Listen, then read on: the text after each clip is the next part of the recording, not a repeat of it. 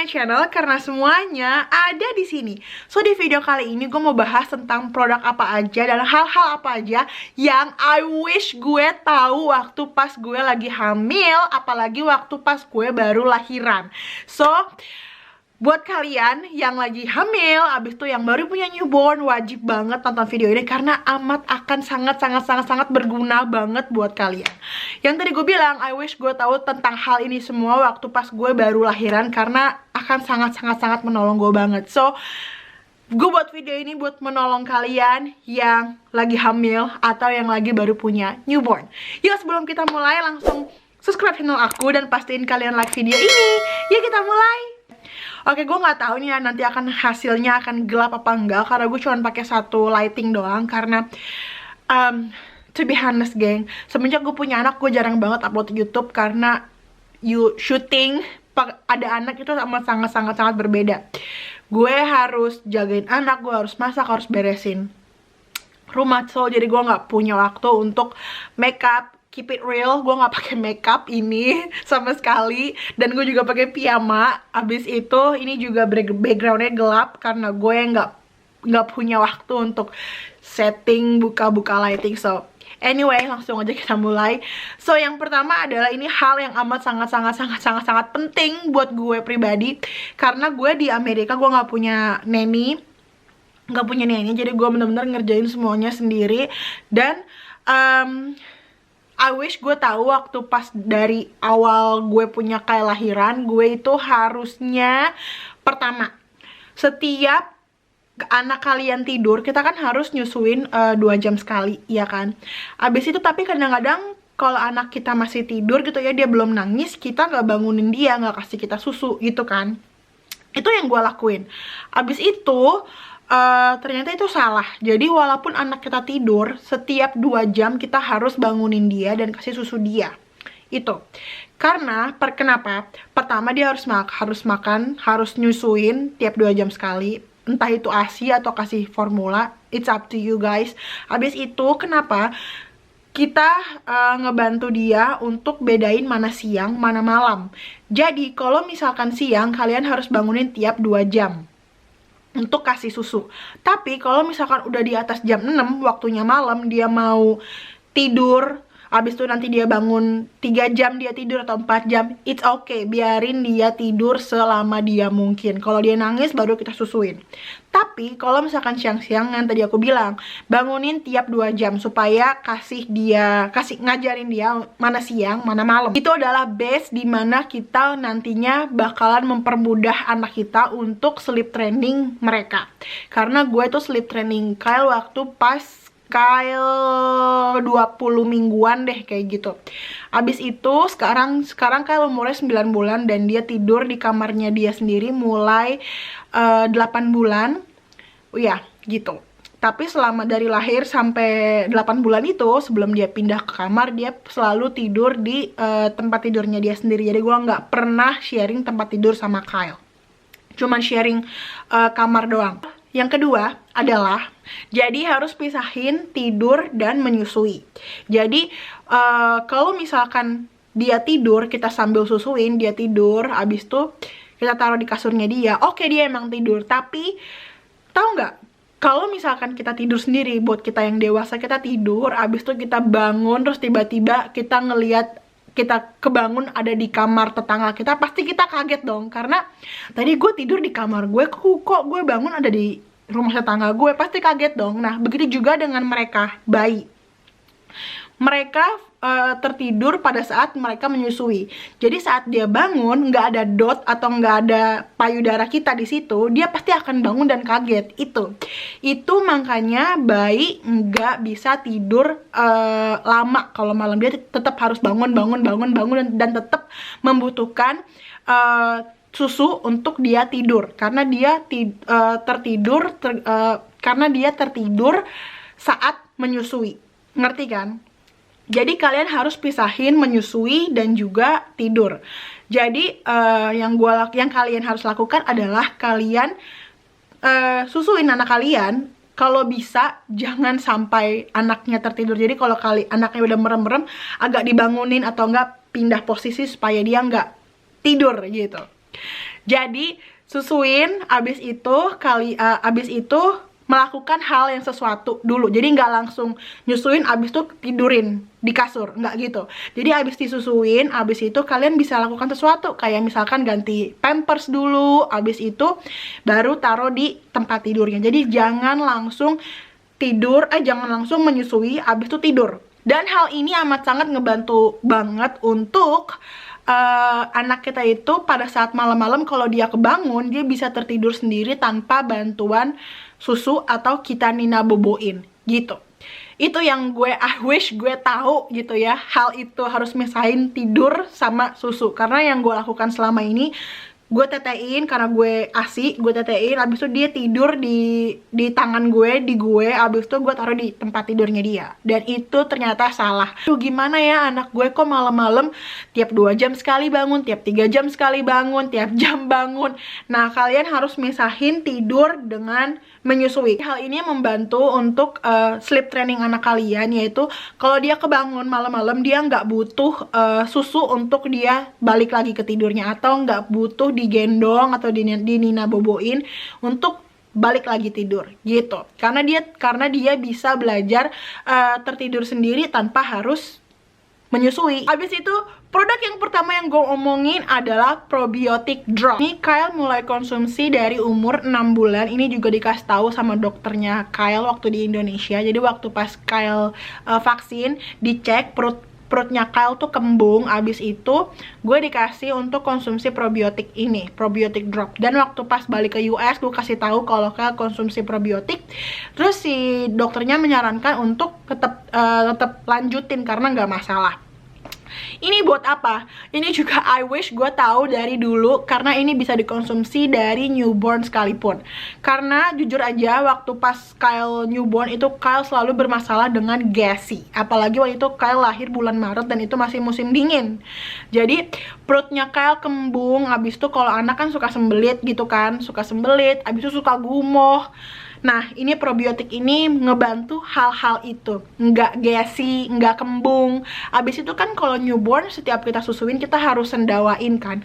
Dan itu hal yang gue sebel banget, karena sendawain itu kadang sebentar, kadang udah gue pok-pok, udah lama banget, tapi nggak sendawa-sendawa. Dan itu gue langsung tidurin Kyle kan, karena gue udah capek pok-pok, nggak sendawa-sendawa. Gue taruh, abis itu nggak lama dia gumoh gitu kan. Dan itu gue sebel banget. Itu hal yang paling gue sebel pas Kyle newborn, karena gumoh terus. Karena gue jujur, gue suka nggak sabaran gitu tepok-tepok Kyle, bikin dia sendawa, karena kadang sebentar, kadang lama. Dan ini ngebantu hal itu supaya anaknya nggak gumoh gitu. Karena kan kalau newborn gampang banget kembung kan. Jadi ini wajib banget kalian beli kalau kalian punya newborn. Ini Kyle konsumsi tiap hari, cuman kadang-kadang gue suka lupa kasih gitu kan.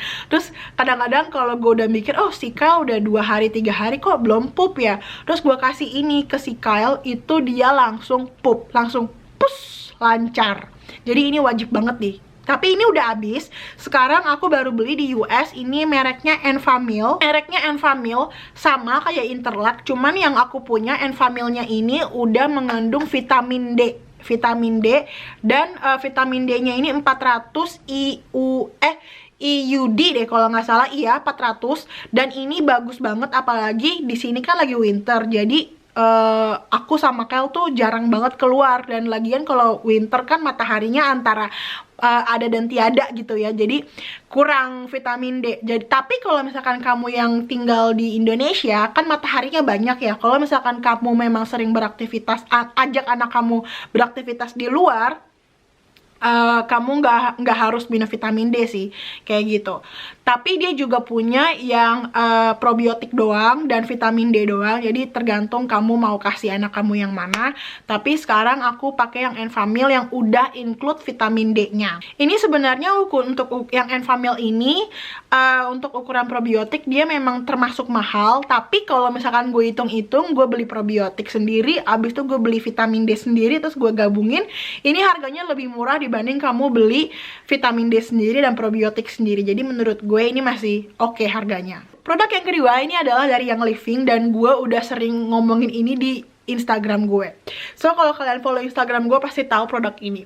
So ini adalah produk yang living untuk anak, namanya Tummy Guys. Dan ini tuh untuk mengatasi kayak masuk angin, gas gitu kan. Karena yang tadi gue bilang, si Kyle tuh waktu pas kecil sampai sekarang pun dia masih suka gesi. Ini kan ada minyak telon kak. Nah ini versi dewanya minyak telon. Tapi sebenarnya ini bukan buat anak kecil aja. Gue juga pakai kalau misalkan gue merasa kayak masuk angin, gue tinggal kasih aja di bagian mana aja, kayak di leher atau di bahu atau di perut, di pusar. Itu langsung kentut-kentut, langsung sendawa-sendawa. Begitu juga dengan Kyle, langsung kentut-kentut. Kenapa ini gue bilang bagus banget? Ini gue beli sampai punya 4. Ini ada 2 di sini. Ini belum gue buka, kalian masih bisa lihat ya. Ini belum gue buka tuh. Ini abis itu ini 2 gue taruh di pouch karena memang nggak dipakai. Abis itu gue punya 1 di samping tempat tidur gue, 1 lagi di diaper bag. Jadi gue punya 4 sebenarnya. Ya, produk selanjutnya adalah ban. Kenapa? Gue tuh suka main sama anak kecil, tapi untuk main sama bayi itu tuh sangat menguras otak. Abis ini gue harus ngapain ya, abis ini gue mau ngapain ya, karena dia juga harus aktivitas kan, kayak misalkan tummy time gitu kan.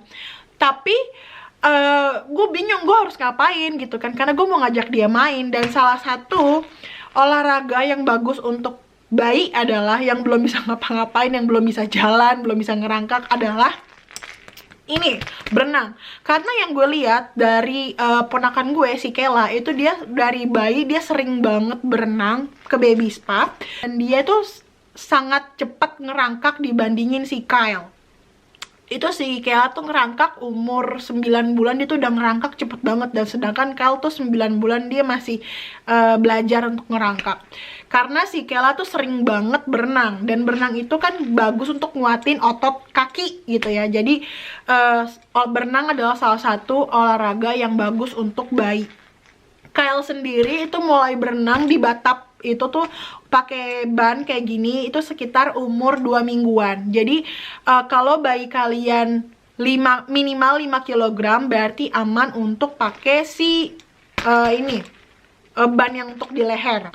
Kalau berenangnya yang kayak gini ya, bukan yang kayak gini. Ini tuh khusus untuk baby spa, untuk berenang. Kalau yang ini tuh untuk kayak toddler, cuman buat main air doang gitu loh. Kalau ini khusus untuk berenang. Jadi kakinya tuh nggak nyampe ke lantai, jadi dia gerak-gerak supaya kakinya tuh jadi makin kuat gitu. Abis itu memang harganya mahal, kayak gue kemarin tuh lihat di Indonesia sekitar 400-500 ribuan, tapi worth it banget guys.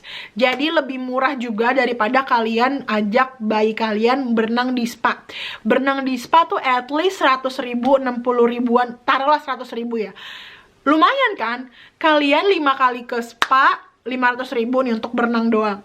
Kalian bisa beli kolam renang yang buat di rumah 500 ribu, tapi kalian bisa ajak berenang bayi kalian tiap hari, iya kan? Jadi lebih murah jatuhnya, iya kan? Selanjutnya yang kalian gak boleh lewatin adalah, walaupun kalian punya newborn, walaupun dia belum makan, belum empasi, tapi ada baiknya saat kamu makan, dia ada di samping kamu.